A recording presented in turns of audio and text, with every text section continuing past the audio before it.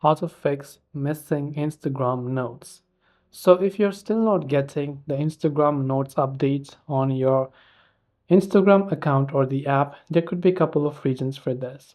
The first thing that you want to do is to simply open up your Play Store, and in the search bar you want to go ahead and then type in Instagram, and you simply have to check if your Instagram app is updated to the latest version. So just make sure that Instagram app is updated. So if you see the update button there, it means that it requires an update.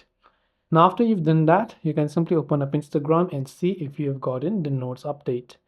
If it's still missing, simply come to your profile page like this, tap on the three lines icon from the top right hand side. Then what I recommend you do is, if you have a personal account, try to switch to professional account. If you have a professional account, then vice versa, and see if that helps you solve the problem, because sometimes the features might get restricted to either of these type of accounts. So you can go there, go to account type and tools, and go to switch to account, and just switch between different accounts to see if that helps you. Hopefully one of these may have helped to solve the problem. If you have any questions, do feel free to leave them down. Thanks for watching, and see you soon in the next video.